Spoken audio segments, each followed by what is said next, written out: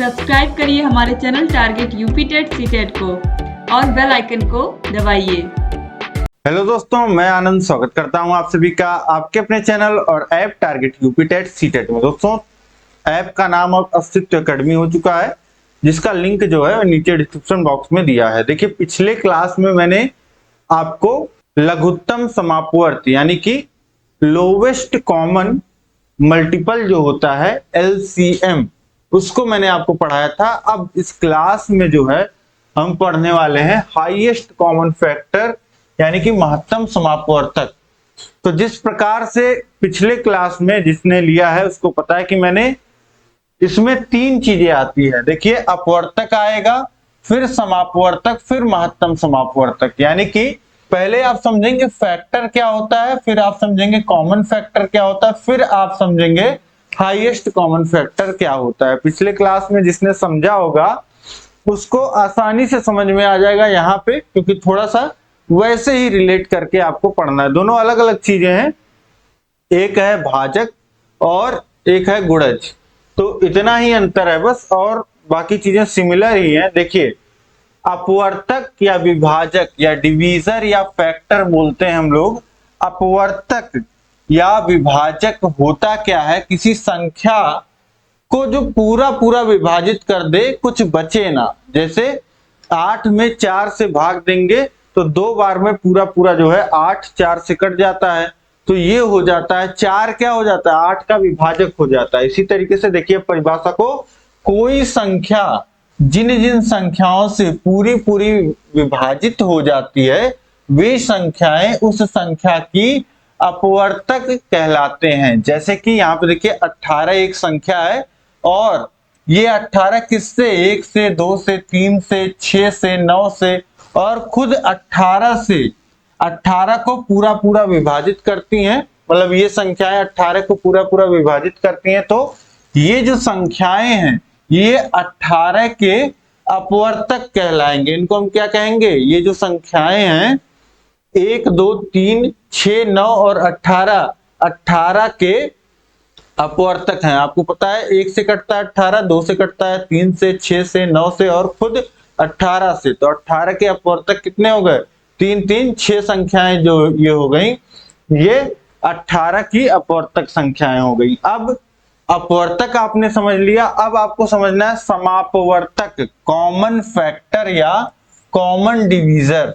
तो दी गई संख्याओं के अपवर्तकों, विभाजकों में जो समान अपवर्तक विभाजक होते हैं उन्हें हम समापवर्तक कहते हैं। अब देखिए, जहां पे दो लोगों में कुछ समानता की बात आएगी, मतलब कुछ समानता की बात आएगी, तो समानता कैसे हम देखते हैं, जब दो चीजों को हम कंपेयर करते हैं तब हमको समानता कुछ दिखती है। दो लोगों को कंपेयर करें, दो चीजों को, दो से अधिक लोगों को, दो से अधिक चीजों को जब कंपेयर किया जाता है तो हमको कुछ समानता दिखती है। ठीक, तो समापवर्तक क्या है, अब समझिए। समापवर्तक वही है कि जो दी गई संख्याएं हैं अगर उनके अपवर्तक कुछ समान हैं तो उसको हम समापवर्तक कहेंगे। जैसे 18 और 42 के समापवर्तक क्या होंगे, यहाँ पे देखिए संख्याएं हम लिख रहे हैं और उनके अपवर्तक लिख रहे हैं। अब 18 के अपवर्तक क्या हो जाएंगे, आपको पता है 18 के जो अपवर्तक हो जाएंगे, 18 का अपवर्तक क्या होता है, 18 का अपवर्तक होता है 1 2 3 6 9 और खुद 18, और 42 का क्या होता है 1 2 3 6 7 14 21 और 42। अब इसमें देखिए 1 2 1 2 3 3 6 6 और फिर देखिए यहाँ 9 18 है, यहाँ 7 14 21 और 42 है। यानी कि ये पहले चार अगर आप देखते हैं तो पहली चार संख्याएं जो हैं वो दोनों 18 और 42 के अपवर्तक में 1 2 3 6 ये कॉमन आपको मिल रहे हैं। तो 18 और 42 के समापवर्तक किसे हम कहेंगे, ऐसे अपवर्तक जो दोनों में है। 18 और 42 के दोनों के अपवर्तक में जो कॉमन है वो है 1 2 3 और 6, तो सबसे बड़ा। अब ये देखिए 18 और 42 के समापवर्तक कौन कौन से हो गए, जो दोनों के अपवर्तक में थे, ये हो गए समापवर्तक। अब समापवर्तक आप समझ गए कि ये हो गया। अब इन्हीं समापवर्तकों में सबसे बड़ा कौन सा है? तो सबसे बड़ा है 6। तो वही यहाँ पे देखिए लिखा है सबसे बड़ा, या सबसे बड़ा को ही क्या बोलते हैं? महत्तम। तो महत्तम समापवर्तक क्या हो जाएगा? 6। तो यहाँ पे दो संख्याएं 18 और 42 का महत्तम समापवर्तक या हाईएस्ट कॉमन फैक्टर क्या हो जाएगा? मतलब ऐसा फैक्टर जिसका वैल्यू जो है, जिसका मान जो है सबसे बड़ा है, मतलब वह बड़ी से बड़ी संख्या जो 18 और 42 को पूरा पूरा विभाजित करती हो, वो क्या है? वो है 6। अब समझ पा रहे हैं आप? शाब्दिक मतलब यही होता है, जैसे हमारे पास थी 18 को विभाजित करने वाली संख्याएं और 42 को विभाजित करने वाली संख्या। तो हमने देखा कि ऐसी कौन सी संख्याएं हैं जो 18 और 42 दोनों को ही पूरा पूरा विभाजित कर रही हैं। तो हमने देखा कि 1, 2, 3 और 6 ऐसी संख्याएं हैं, ऐसे अपवर्तक हैं जो 18 को भी डिवाइड कर रहे हैं, 18 के भी अपवर्तक हैं और 42 के भी। अब हमको देखना था कि सबसे बड़ा कौन सा है, तो सबसे बड़ा है यहाँ पे 6। तो ये बहुत इंपॉर्टेंट रोल प्ले करता है। तो इसको हमको निकालना सीखना है कि किस तरीके से हम निकालते हैं मासा। ठीक है, हमेशा देखिए इस तरीके से छोटी संख्याएं नहीं दी रहेंगी, ना केवल दो संख्याएं दी रही होंगी। तो इसका मासा निकालने का तरीका है वो आपको सीखना है यहाँ पे। तो देखिए महत्तम समापवर्तक हाईएस्ट कॉमन फैक्टर की परिभाषा भी अब आप पढ़ लीजिए कि हाईएस्ट कॉमन फैक्टर होता क्या है। ये तो आपने समझ ही लिया कि क्या होता है। तो वह बड़ी से बड़ी संख्या जो दी गई संख्याओं को पूरा पूरा विभाजित कर दे, दी गई संख्याओं की महत्तम समापवर्तक या हाईएस्ट कॉमन फैक्टर कहलाती है। जैसे 16, 24, 32 के समापवर्तक जो हैं, मतलब ऐसी संख्याएं जो 16, 24 और 32 इन तीनों को डिवाइड करती हैं, वह है 1, 2, 4 और 8। अतः इनमें से 8 सबसे बड़ा है।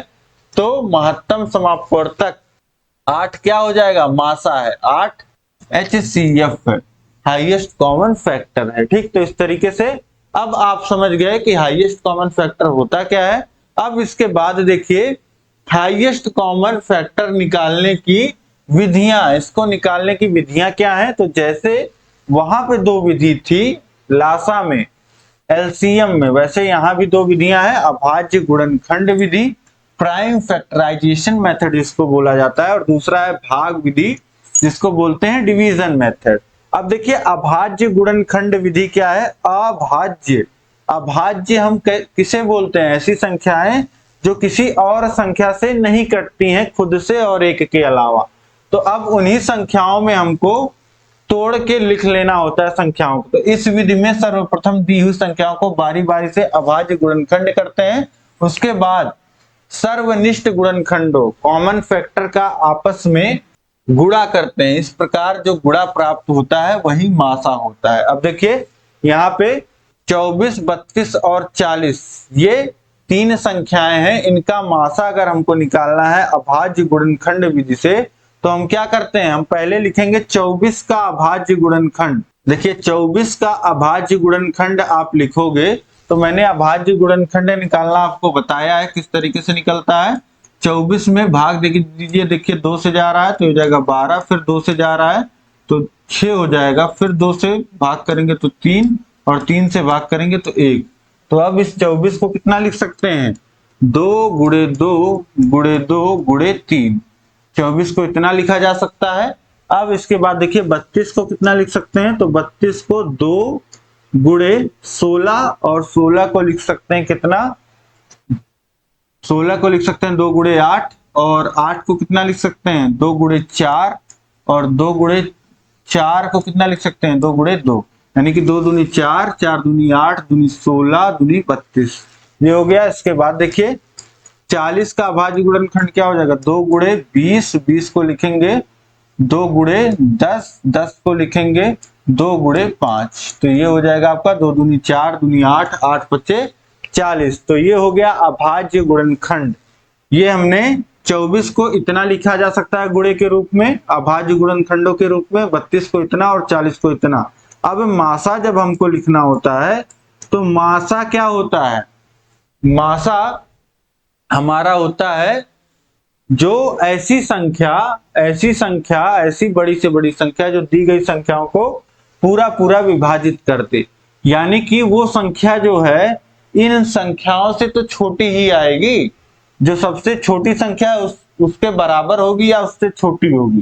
तो यहाँ पे देखिए, अब संख्या छोटी आएगी तो यहां से हम कम चीजें भी सेलेक्ट करते हैं, ये दिमाग में रखिएगा, तो आप जो है गलती नहीं करेंगे।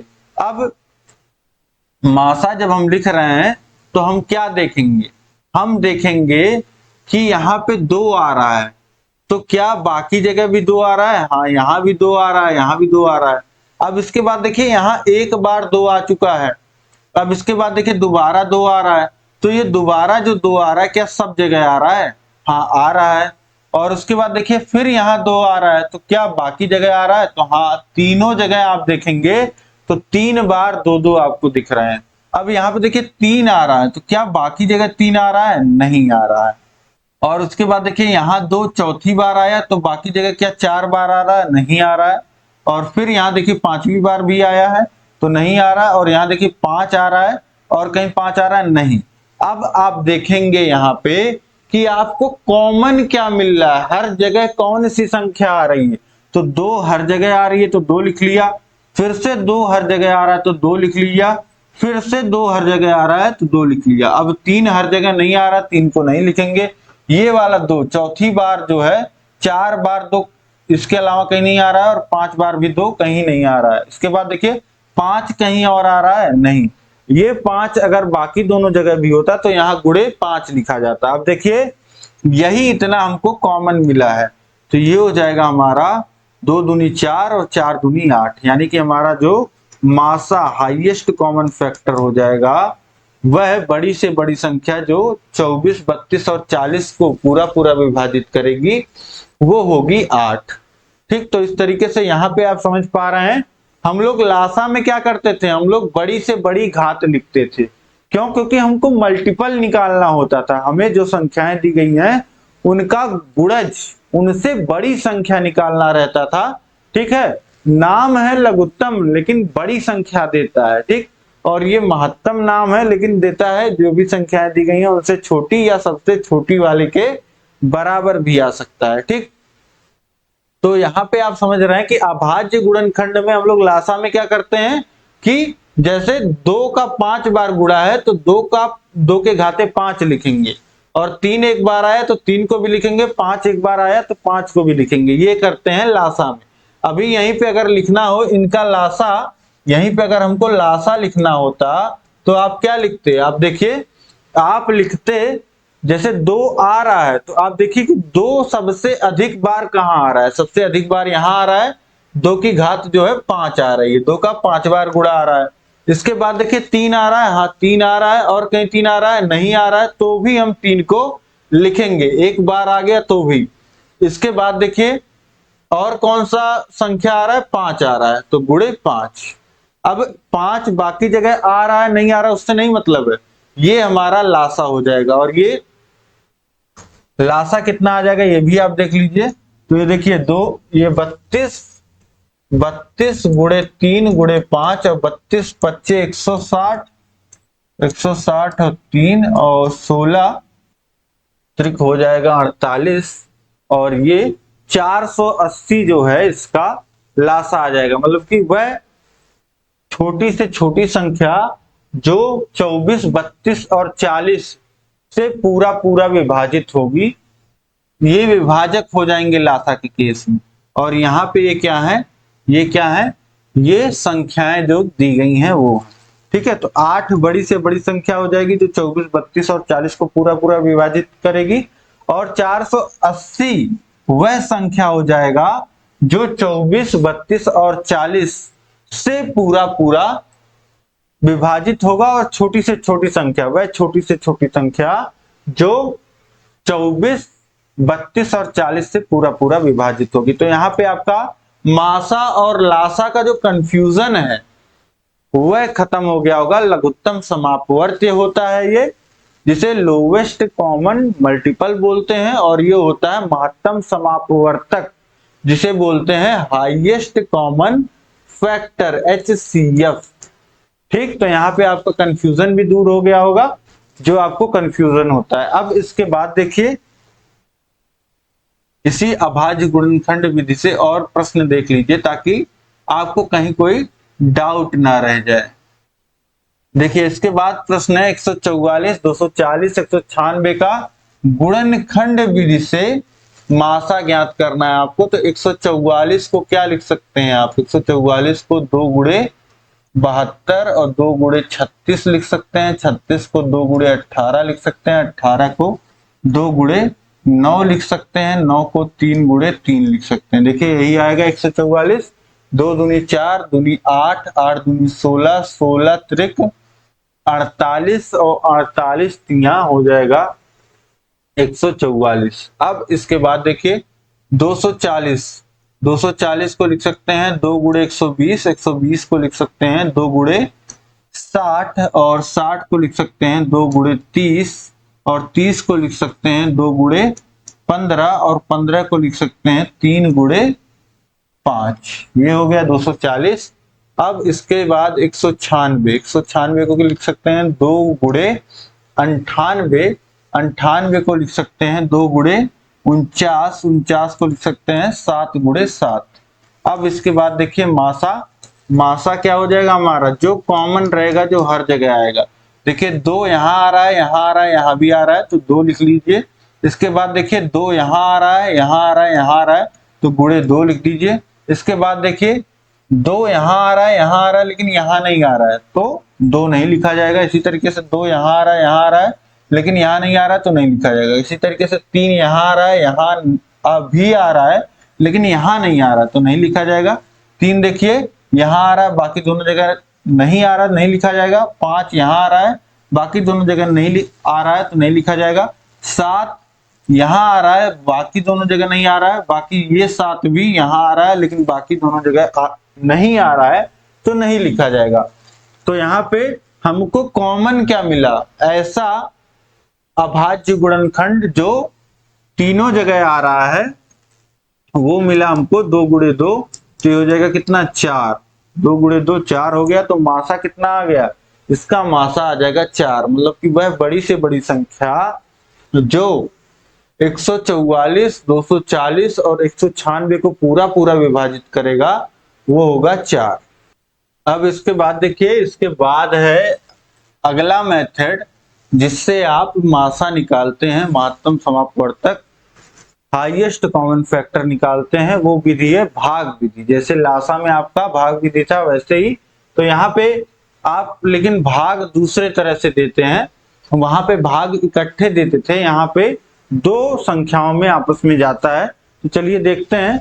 यदि 2 संख्याओं का मासा ज्ञात करना हो तो छोटी संख्याओं से बड़ी संख्या में भाग देते हैं। इस भाग में जो शेष प्राप्त होता है उससे भाजक में भाग देते हैं। इससे जो शेष प्राप्त होता है उससे दूसरे भाजक में भाग देते हैं, और यही क्रिया तब तक करते हैं जब तक शेष शून्य प्राप्त ना हो जाए। इस प्रकार अंतिम भाजक ही अभीष्ट मासा है।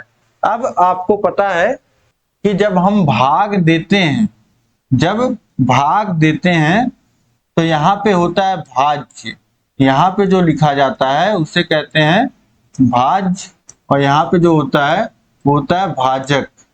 और भाज्य में जब भाग देते हैं तो हमको मिलता है क्या? भागफल।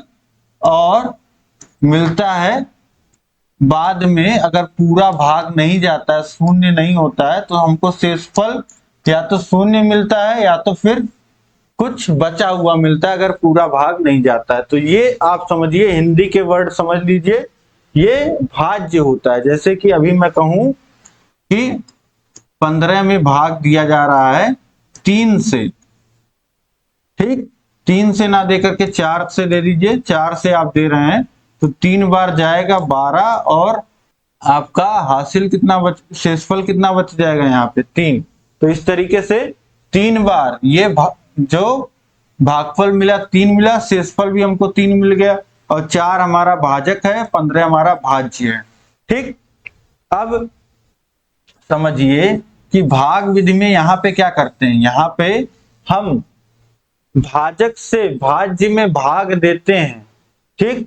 और उसके बाद जो शेषफल आया, उस शेषफल से इस भाजक में भाग देते हैं और तब तक भाग देते रहेंगे जब तक शेषफल जो है शून्य नहीं हो जाता है। ठीक है, यही चीज रिपीट करेंगे हम। भाजक से भाज्य में भाग देंगे, शेषफल जो बचेगा उससे, जहां शेषफल बचा है उसमें जो भाजक रहेगा उसमें भाग जाएगा, जो भाजक रहेगा वो भाज्य बन जाएगा। ठीक, तो अभी समझिए, अभी आपको समझ में आएगा। जैसे यहाँ पे देखिए 923 है और 949 है, तो जो छोटी संख्या है उससे हम भाग करते हैं, 923 से भाग करेंगे दूसरी वाली संख्या को भाज्य बना करके, तो 949। अब देखिए एक बार जाएगा तो ये हो जाएगा कितना, 923।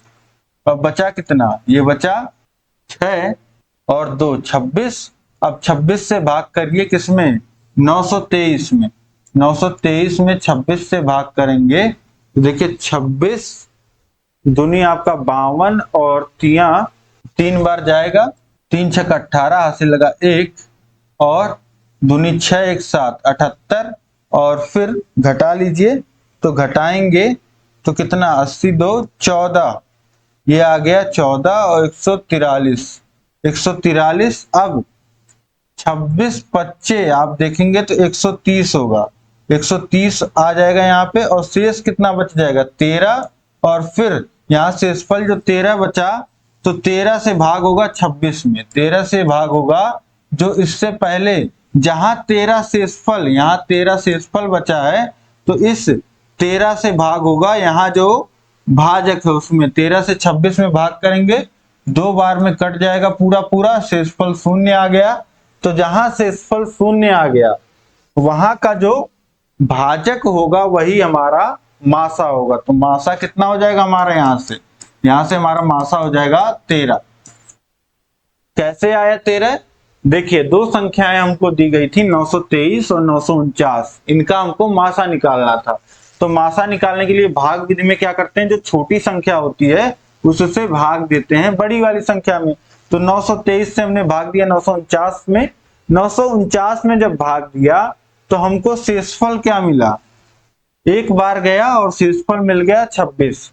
अब ये जो शेषफल मिलता है, अगर शेषफल मिल रहा है तो हमारा ये भाजक जो है इसमें भाग जाएगा शेषफल से, और अगर शेषफल शून्य हो जा रहा है तो हमारा जो भाजक होगा वही हमारा मासा हो जाएगा। तो यहाँ पे अब 26 हमको शेषफल मिला, तो भाजक जो होगा उसमें हमारा भाग जाएगा इस 26 से। अब हम भाग कर देंगे ये भाजक में 923 में, 923 में जब भाग किया हमने तो पहले 92 था तो 3 बार भाग गया और उसके बाद फिर घटाया तो 14 बचा और इस 3 को उतार लिया, 5 बार गया 130, ये 130 है। अब इसके बाद 130 घटाया तो 13 हमको शेषफल मिल गया।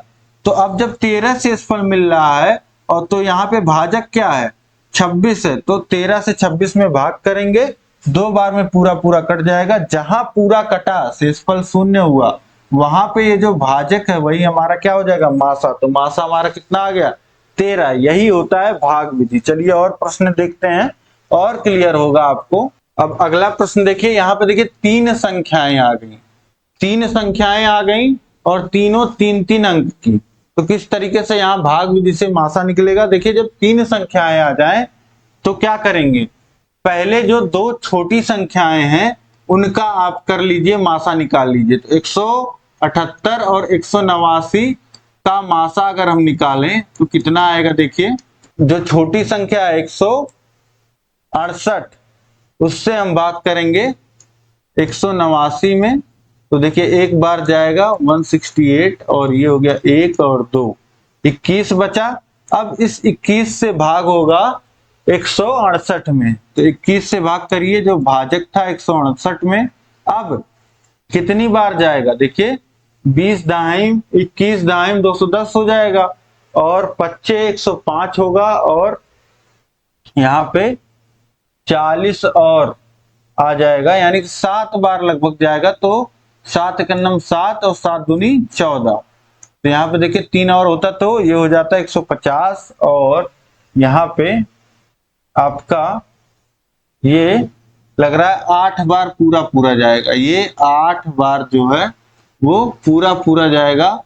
तो 8 से 8 का नम 8 और 8 दूनी 16, देखिए 8 बार पूरा पूरा चल गया। तो 21 अट्ठे 168। अब यहाँ पे शेषफल आपका क्या बचा, शून्य। तो यहाँ पे जो आपका भाजक है वही हमारा मासा हो जाएगा, यानी कि हमारा जो मासा हो गया वो कितना हो गया, 21।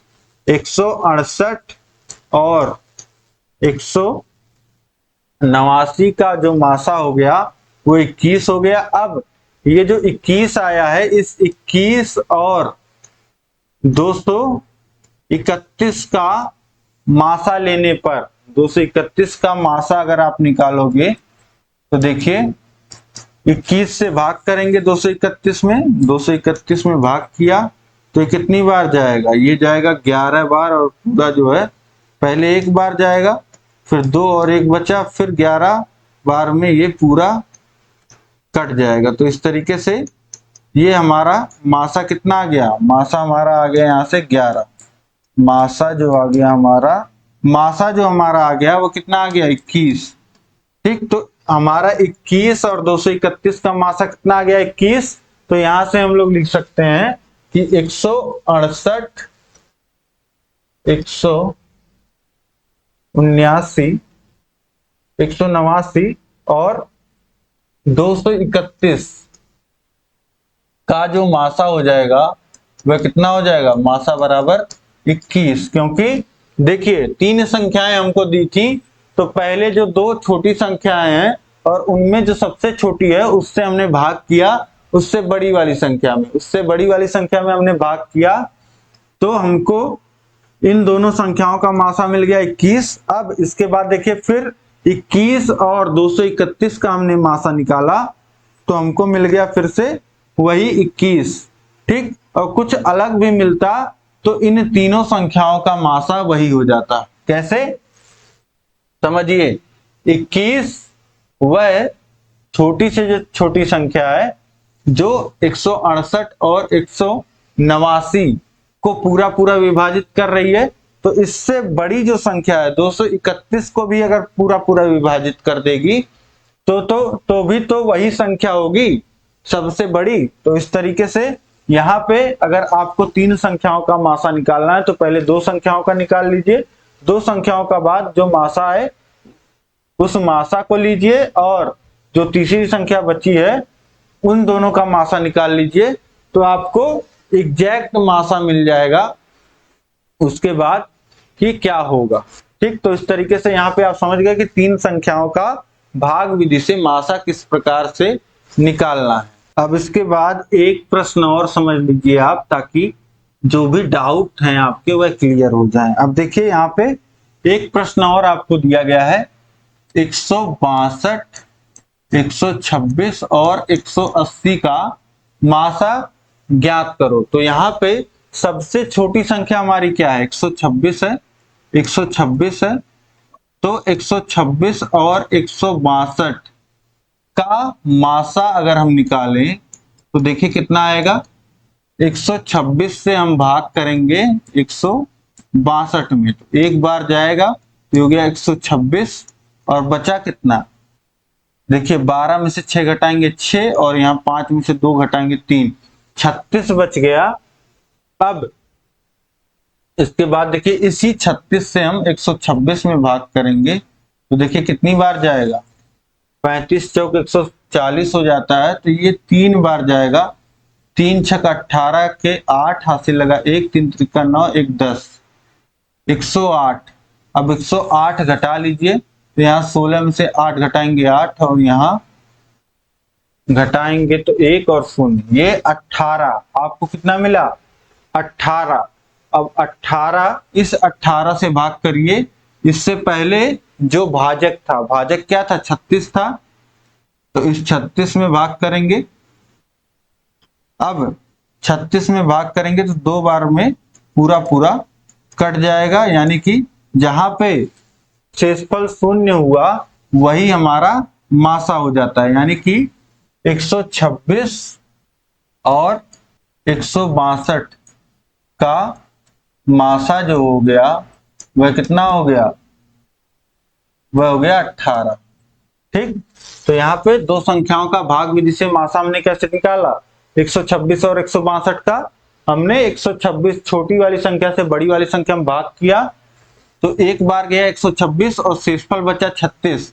अब शेषफल जो बचता है उससे हम भाग करते हैं उससे पहले वाले भाजक में, तो 126 में भाग किया, 36 से 3 बार गया 108, शेषफल बचा 18। अब ये 18 से हम भाग करेंगे किसमें, भाजक जो है, तो 36 भाजक है, 36 2 बार गया पूरा कट गया, तो 18 यानी कि हमारा क्या हो गया, मासा हो गया इन दोनों संख्याओं का जिसको हम लेके चले थे। अब इसके बाद देखिए फिर हम क्या करेंगे, इस 18 और 180 का जो तीसरी संख्या है 18 और 180 का मासा निकालते हैं, तो हम भाग करेंगे 18 से 180 में, तो ये 10 बार में पूरा जो है वह कट जाएगा 180। तो इस तरीके से ये हमारा यहां से मासा कितना हो जाएगा, 18 और 180 का ये जो मासा हो जाएगा हमारा वह हो जाएगा 18। और आप देखिए कि 126 और 162 का मासा भी 18 है और 18 और 180 का भी मासा 18 है, तो यहां से हम लिख सकते हैं कि 126, 162 और 180 का मासा जो होगा वह 18 होगा। देखिए इसका मतलब क्या था कि 126 और 162 को वह बड़ी से बड़ी संख्या जो पूरा विभाजित करती है वह है 18, तो 18 और 180 को वह बड़ी से बड़ी संख्या जो विभाजित करती है पूरा वह है 18। तो 126, 162 और 180 को भी जो सबसे बड़ी संख्या होगी जो डिवाइड करेगी पूरा वह कौन सी होगी, 18 होगी। तो इस तरीके से यहाँ पे तीन संख्याओं का मासा आप आसानी से निकाल सकते हैं भाग विधि से। तो अब मासा यहाँ पे आप समझ गए, मासा गुणनखंड विधि से कैसे निकालते हैं और भाग विधि से कैसे निकालते हैं, और इतना ही आपने लासा में भी सीखा था कि कैसे गुणनखंड विधि से निकालते हैं लासा और कैसे भाग विधि से निकालते हैं। ठीक है, तो वहां का भाग विधि थोड़ा अलग था, उसमें क्या करते थे। अब यहीं पे अगर लासा निकालना होता है 162, 126, 162 और 180 का, तो यहाँ क्या करते, पहले 2 से भाग करते, इस बार भाग करते आते, और जब सब संख्याएं एक हो जाती तो सबका जो है ये जो भाजक है उनका गुणा कर लेते, वो हमको लासा मिल जाता। तो इस तरीके से लासा और मासा क्या होते हैं, कैसे निकालते हैं, इतना आप समझ गए। अब आगे की क्लास में लासा और मासा में आपस में क्या संबंध होता है और परिमेय संख्याओं का लासा मासा कैसे निकालते हैं, और जितने भी प्रश्न आपके लासा मासा से बन सकेंगे और जो कल मैं पढ़ाऊंगा आपको उसमें जितने प्रश्न बन सकेंगे सारा जो है वो मैं आपको सॉल्व कराऊंगा, और जितने प्रश्न पूछे गए हैं, जितने प्रश्न पूछे जा सकते हैं, सभी तरीके के प्रश्न रहेंगे उसमें। तो जरूर अटेंड करिएगा नेक्स्ट क्लास। ये क्लास आपको कैसी लगी कमेंट करके बताइए, कहीं कोई डाउट हो तो आप पूछ लीजिए। इस क्लास को लाइक कर दीजिए, अपने दोस्तों में अधिक से अधिक शेयर कर दीजिए ताकि सभी तक इस तरीके से महत्वपूर्ण क्लास जो है वह पहुंच जाए। ठीक है, कहीं कोई दिक्कत आए तो कमेंट करके जरूर बताइए। चैनल को सब्सक्राइब नहीं किया तो सब्सक्राइब कर लीजिए। यहाँ पे व्हाट्सएप नंबर आपको दिया गया है, कॉल भी कर सकते हैं आप, और नीचे ऐप का लिंक दिया गया है, ऐप को डाउनलोड करिए, वहां पे आपको ये नोट्स मिल जाएंगे, और चैप्टर के बाद टेस्ट आपको देखने को मिल जाएगा, ऑब्जेक्टिव ऑनलाइन टेस्ट आप खुद से दे पाओगे, और उसके बाद आपको यहाँ पे इसका नोट्स का पीडीएफ मिल जाएगा, राजन पवन सीरीज का पीडीएफ मिल जाएगा, उसका पूरा सोल्यूशन मिल जाएगा, प्रीवियस ईयर क्वेश्चन पेपर्स मिल जाएंगे, और डाउट जहां भी आएगा उसका सोल्यूशन आपको मिल जाएगा। तो उम्मीद है कि आप ऐप को डाउनलोड करके सेकंड सेमेस्टर कोर्स में जरूर इनरोल करोगे, इनरोल कर लीजिए आप, ताकि अच्छे से आप वहां एक माहौल में पढ़ाई कर पाए। ठीक है, तो कहीं कोई डाउट हो तो पूछते रहिए, और सभी विषय आपको इसी तरीके से पढ़ाए गए हैं, सभी विषयों का लिंक नीचे डिस्क्रिप्शन बॉक्स में दिया गया है। मिलते हैं हम लोग नेक्स्ट क्लास में। जय हिंद, जय भारत।